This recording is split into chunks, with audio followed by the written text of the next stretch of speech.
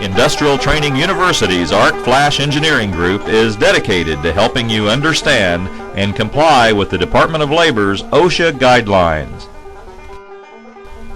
Navigating the road to OSHA compliance can be confusing and difficult.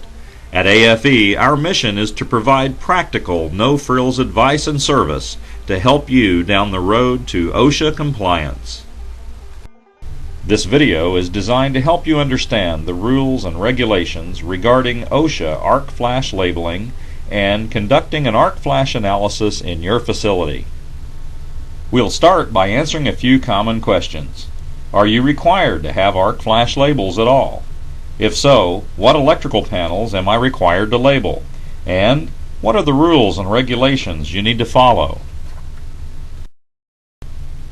If you own or are responsible for any non-dwelling facility, have employees, and operate in any state in the USA, then you are required to conduct an arc flash analysis, and your electrical panels must have the OSHA-approved arc flash warning label.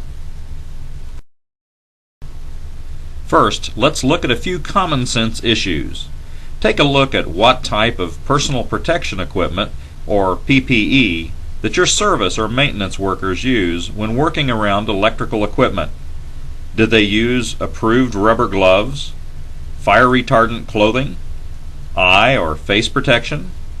Do you have any idea of the dangerous levels of current in each panel that your workers maintain? Let's take a look. This worker is in grave danger. While it may not look like it, that electrical panel has over 50,000 amps of current potential should an accidental short occur. An arc flash survey provided that information, and the arc flash warning label informed the worker of what type of personal protection equipment to use and wear. The National Institute of Occupational Safety and Health indicates that each day 3 to 4 people are killed from an electrical-related work injury in America. In a typical arc flash, temperatures can reach as high as 35,000 degrees Fahrenheit, and the arc blast itself can produce up to 2,100 pounds per square inch of pressure. It's easy to see why OSHA is requiring more stringent regulations. Every state in the U.S. uses the National Fire Protection Association's publication known as the NEC, or the National Electrical Code. This code is technically known as NFPA 70. At the request of OSHA, the NFPA published a new standard for electrical safety in the workplace known as NFPA 70E. The NFPA 70E section 113.3 says this: a flash analysis shall be done in order to protect personnel from the possibility of being injured by an arc flash.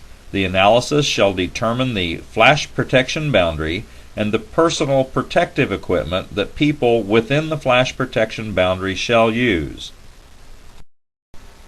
Section 400.11 says that all switchboards, panel boards, industrial control panels, and motor control centers that are in other than dwelling occupancies and are likely to require examination, adjustment, servicing, or maintenance while energized shall be field marked to warn qualified persons of potential arc flash hazards.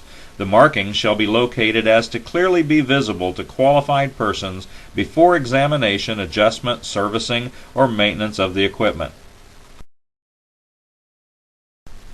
Section 130.7e says that safety signs that meet the ANSI Z535 sign standard shall be used to warn employees about electrical hazards that might endanger them. That label looks like this.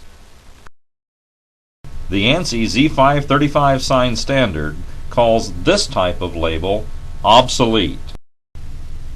To perform an arc flash analysis, you will need to obtain the amount of available short circuit current that is being supplied to your facility.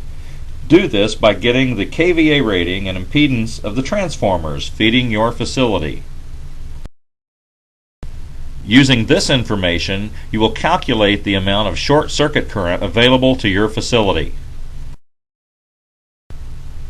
Then you'll need to obtain the feeder type, size, and length between the transformer and the main switchgear.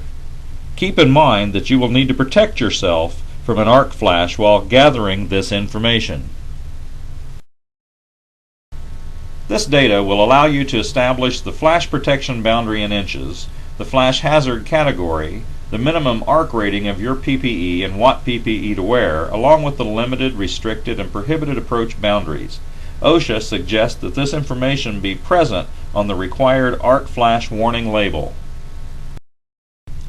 The complete analysis will include your entire electrical system, and nearly every electrical panel must be labeled. Operating a company without complying with these regulations is taking a huge gamble. The federal government allows OSHA to impose several penalties. If an employer is convicted of willful violation of a standard that results in the death of an employee, the offense is punishable by imprisonment of up to 6 months and a fine of up to $500,000 for a corporation. Take a trip to the OSHA website. There you'll see several companies just like yours who, after an unforeseen accident, have been fined staggering amounts. Don't get caught without being in compliance with these government regulations. Whether your facility is a commercial building, an office, a public building, new construction, old construction, industrial, or institutional, every non-dwelling facility must comply with these federal regulations. Industrial Training University's Arc Flash Engineering Group is devoted to supplying you with only the basic, practical, OSHA-required arc flash analysis. By offering only the required analysis and labeling, our project cost is lowered by almost 40%, passing that savings on to you, the customer. To find out more about our award-winning electrical training or to speak with an engineer about our arc flash surveys and analysis, call us today or log on to arcflashengineering.com for more information.